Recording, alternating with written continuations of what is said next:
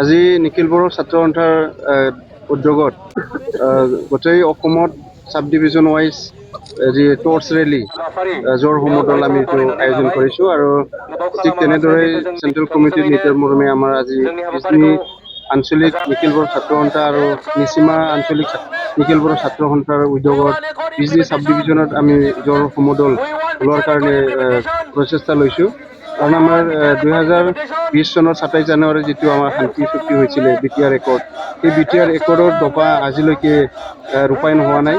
এই ৰূপায়ণৰ দাবীত আমি আজি জোৰ সমদল কাৰ্যসূচী হাতত লৈছোঁ আৰু এতিয়া পাৰ্লিয়ামেণ্ট ছেছন চলি আছে ভাৰতত।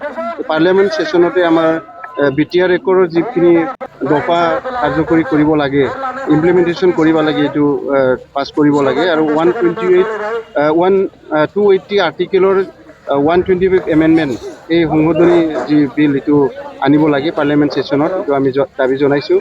আৰু BTR একৰ্ডৰ মৰ্মে বহুত দাবী ইয়াতে আছিলে। BKWAC বড়ো সাহিত্য পৰিষদ গঠন কৰি দিছিলে BTRৰ বাহিৰত বড়োসকলৰ কাৰণে। এইটো আজিলৈকে ইলেকশ্যন পাৰ্টি দিয়া নাই বা পূৰ্ণাংগ ৰূপত কাৰ্যকৰী হোৱা নাই।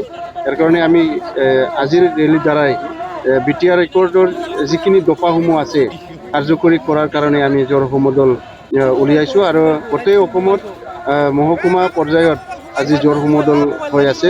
আৰু আমিও বিজনী আঞ্চলিকত আজি বিজনী আঞ্চলিক আৰু নিচিমা আঞ্চলিকৰ কৰ্মকৰ্তা, এপছুৰ কৰ্মকৰ্তা আৰু ৰাইজক লৈ আজি বিজনী টাউনত আমি ৰেলী খুলিবলৈ ওলাইছোঁ আৰু আমি দাবী জনাইছোঁ অতি শীঘ্ৰে যাতে BTR একৰ্ডটো যিটো শান্তি চুক্তি বুলি এটা নামাকৰণ দিছে ভাৰত চৰকাৰ, অসম চৰকাৰে, এইটো শান্তি যদি আপোনালোকে স্থাপন কৰিব বিচাৰিছে, পিচ যদি আপোনালোকে এষ্টাব্লিছ কৰিব বিচাৰিছে, তেনেহ'লে BTR একৰ্ডৰ সমূহ দাবীসমূহ বা আমাৰ যিটো ক্লজবিলাক আমাৰ ৰূপায়ণ কৰিব লাগিব অতি শীঘ্ৰে।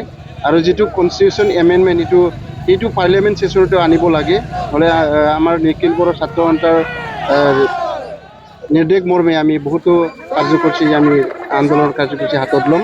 এইটো লাগিবই, যিটো ইয়াত বহুত আমাৰ NDB গোটেই গ্ৰুপক আনি পেলাই ইয়াতে শান্তি এটা চুক্তি কৰা হৈছিলে। কোনো উগ্ৰপন্থী জংঘলত নাৰাখি সকলোকে আনি ইয়াতে BTR নামৰ এটা চুক্তি হৈছিলে। UBPও আন্দোলন কৰি আছিলে। UBPক লৈ সকলো বড়ো সংগঠনক লৈ এইটো স্বাক্ষৰ কৰা হৈছিল আৰু নিখিল বড়ো ছাত্ৰ সন্থাও ইয়াতে থাকি একৰ্ডত ছিগনেটৰী হৈ আছিলোঁ। সেইকাৰণে যাতে সকলো দফাসমূহ যাতে কাৰ্যকৰী হয়, ৰূপায়ণ হয়, ইয়াৰ কাৰণে আমি আজি জোৰ সমদলৰ দ্বাৰাই ভাৰত চৰকাৰ আৰু অসম চৰকাৰৰ আমি দাবী জনাইছোঁ।